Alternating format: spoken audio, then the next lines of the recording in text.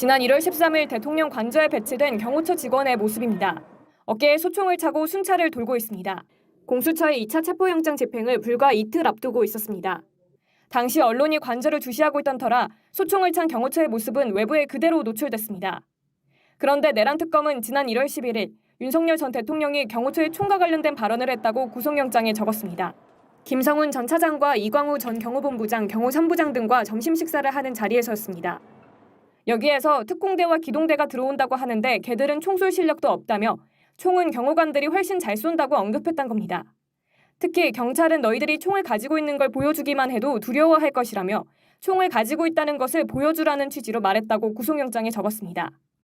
내란특검은 윤 전 대통령의 지시 뒤에 이광우 전 본부장은 경호처 직원들에게 화기를 소지한 채 외부에서 잘 보이도록 순찰하라는 지시를 내렸다 밝혔습니다.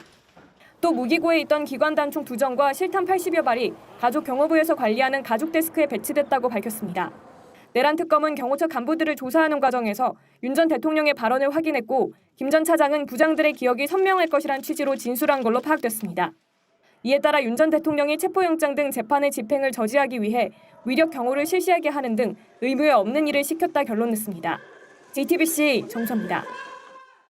그 전에 김성훈 전 경호처 차장이 윤 전 대통령이 체포영장 저지를 지시했다라면서 진술을 뒤집은 것으로 파악이 됐습니다. 어떤 상황일까요? 일단 최측근으로 불렸고 그동안에 윤 전 대통령 측에는 유리한 진술을 했던 것으로 알려져 있는 인물 아닙니까? 그렇습니다. 결국에는 무슨 피를 나는 형제도 아니고요. 오래된 몇십 년 된 동지적 관계도 아닌 경호처 차장과 대통령의 그런 공식적인 관계에서 모셨던 분이었잖아요. 그런데 이제 진술을 바꾸는 것은 이유는 자명하다고 생각합니다. 본인 살려고 하는 겁니다. 적어도 정상 참작은 받을 수 있는 그런 진술을 해야겠다라고 마음을 먹은 것으로 보여지고요. 그동안에 이제 피의자 윤석열의 변호인이 입회해서 거의 입틀막할 기세로 지켜보고 있었다는 거잖아요. 그때는 말 못하다가 변호인이 나가고 나면 진실을 얘기하고 지금 그렇게 진술을 받아냈다는 거 아니겠습니까? 그래서 피의자 윤석열의 구속영장에도 지금 윤석열 전 대통령의 지시로 그렇게 체포영장을 저지했다라고 진술을 했다는 것을 받아낸 것이기 때문에 예. 그동안에 호위무사처럼 그렇게 가까이서 딱 붙어서 국민들의 비판은 아랑곳하지 않은 모습 보였었고 또 그간에 알려진 바로는 그 김건희 여사 관련해서 정말 입안에 혀처럼 굴었다. 그런 이야기들이 떠돌던 그런 인물임에도 불구하고 이제는 본인이 살 길을 찾기 위해서 진실을 말할 수밖에 없는 그런 처지에 놓이게 됐다라고 생각합니다. 예, 보도에 따르면 윤석열 피의자 측 변호인이 나가자마자 진술을 바꿨다라고 이렇게 알려졌어요. 이거를 보면은 떠오르는 게 있습니다. 경영학 이 책에 보면은 죄수의 딜레마라는 게 있는데요. 아주 유명한 게임 이론 중에 하나죠. 이른바 어떤 사건에 대해서 공범들 중에 어느 누구도 진실에 접근할 의지를 안 보이거나 아무도 얘기를 안 하면 그게 묻힐 경향이 있다. 예. 아무도 얘기를 안 하면 그것은 실체적인 접근이 안 되니까요. 그런데 내가 얘기를 안 해도 상대방이 얘기할 가능성이 매우 높은 상황으로 상황이 급변을 하면은 이 자기의 형량을 경감하기 위해서라도 먼저 얘기를 할 가능성이 누구보다 높아진다. 이게 예. 이제 재수의 딜레마의 핵심 내용인데요. 이 김성훈 차장 경우를 보고 이런 것들이 오버랩이 되는 게 바로 이것입니다. 또 변호사들이 입회할 때는 이 얘기를 안 하다가 변호사들이 2명이죠. 변호인 2명이 나가자 이런 얘기를 했다. 그런데 굉장히 구체적입니다. 진술이. 단말기 그렇게 놔둬도 되느냐. 또 하나 있죠. 쉽게 볼 수 없어야 그게 비화폰이다라는 게 윤 전 대통령이 이 김 차장한테 했던 얘기라고 진술을 했다는 것이죠. 이것은 꾸며낼 수가 없는 그런 구체성이 있는 걸로 제가 봐도 보여집니다. 그리고 3차례 전화를 해서 이런 그 얘기를 했노라라는 그런 그 진술을 했기 때문에 이것은 비화폰 통화 기록 이런 것들을 누구보다도 김 전 차장이 잘 알고 있기 때문에 바로 죄수의 딜레마에 근거를 해서 변호인단이 퇴정할 때 얘기를 한 걸로 저는 그렇게 추정을 하고 그럴 확률이 지금 현재로서는 점점 높아지고 있다. 이렇게 일단 판단을 하고 있습니다. 예, 비화폰 통화 기록 같은 어떤 물증이 상당히 나왔을 가능성도 있어 보여요. 그렇죠. 우리 김동원 대변인 말씀처럼 이게 죄수의 딜레마에 빗대 보니까요. 조폭 영화나 마피아 영화 그런 느낌이 듭니다. 물증도 있고 증언도 있을 듯한데 보수의 변호사가 있으니까 내가 말을 못한다. 보수의 변호사가 있으면 이제 없어지면 다 이야기하게 되는 거죠. 결국은 이 조직이 망하는 겁니다. 근데 돌이켜 생각해 보면요. 체포 당시에 우리 김성훈 씨는 왜 그랬을까요? 지금 후회하고 있지 않을까요? 그런 생각이 듭니다. 윤석열 정부 들어서 2년 반 동안 권력을 같이 누렸을 겁니다. 그러나 이 사람은 이른바 어공이 아니라 늘공입니다. 늘공. 원래 공무원이었던 사람인데 정권이라는 것이, 권력이라는 것이 있다가도 없는 것인데 왜 본인은 그렇게 부안내동했을까? 저는 아마 그런 후회도 하고 있을 것이다. 예. 이런 생각이 들거든요. 물론 그 과정에서 핵심적인 것은 말씀하신 것처럼 증거와 증언인데 증거와 증언이 윤석열의 압박에 의해서 김성훈은 그렇게 움직일 수밖에 없었는가? 아니면 자발적 충성심으로 의해서 움직였는가? 여기에 따라서 김성훈의 죄가 결정지어질 것이다. 저는 이렇게 보는데요. 어쨌든 간에 결과적으로 김성훈이라는 사람도 윤석열 정권이 만든 피해자다. 그런 생각이 듭니다. 예.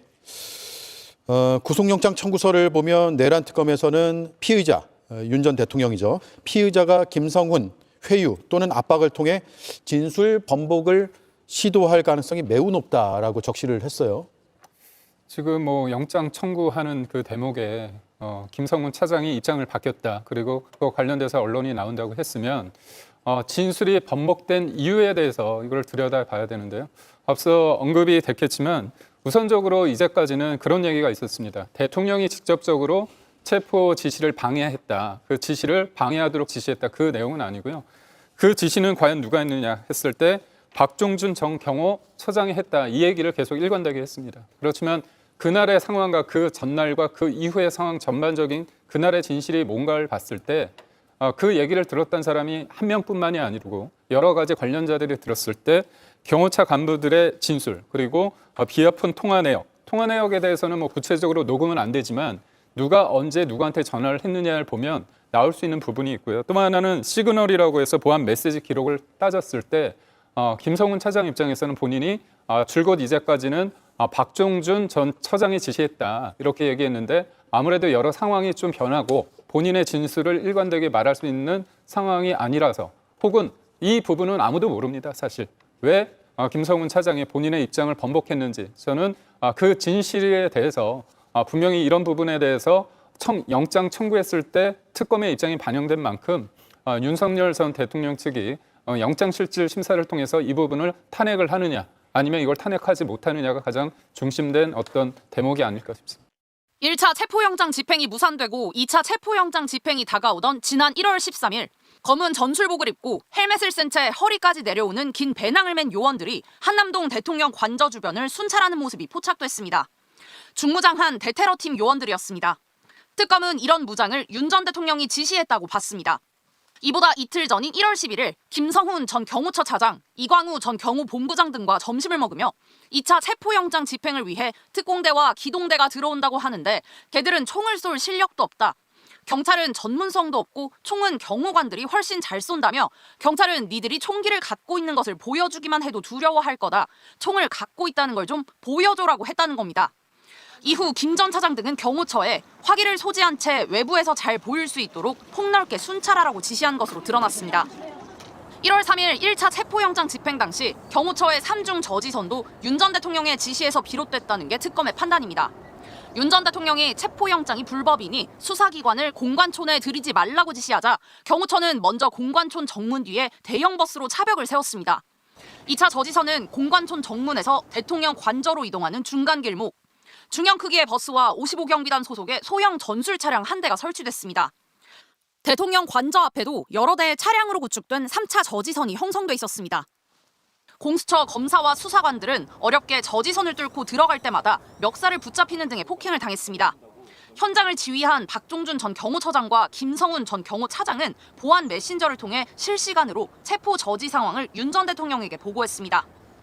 이렇게 체포영장 집행이 무산된 후 윤 전 대통령은 김 전 차장에게 다시 경호구역에 대한 완벽한 통제를 주문했고 관저 곳곳엔 철조망이 등장하기 시작했습니다.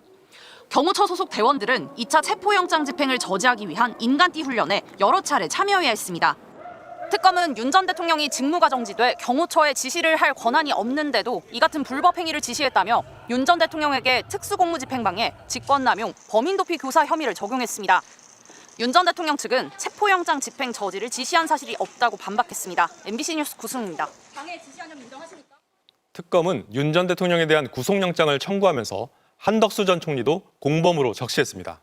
한 전 총리는 12.3 비상계엄 선포 과정의 불법성을 감추기 위해서 사후에 관련 문서 작성에 관여한 혐의를 받고 있습니다.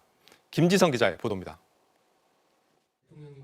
계엄 전 국무회의가 졸속으로 진행됐다는 점이 특검 수사에서도 확인됐습니다. 12월 3일 윤 전 대통령은 한덕수 전 총리와 장관 4명만 부른 상태에서 계엄 선포 계획을 밝혔고 이후 일부 장관들을 더 불러 국무회의 정족수 11명이 찾아맞아 계엄을 선포하겠다고 통보하고 2분 만에 회의를 끝냈습니다. 발언 요지가 담긴 회의록도 없었습니다. 회의록이 있습니까? 회의록은 없습니다. 그리고 사흘 뒤 한덕수 전 국무총리는 강희구 전 대통령실 부속실장의 요청으로 새로 작성한 비상계엄 선포문에 서명을 했다가 문제가 될 것 같다며 없던 일로 하자고 했습니다.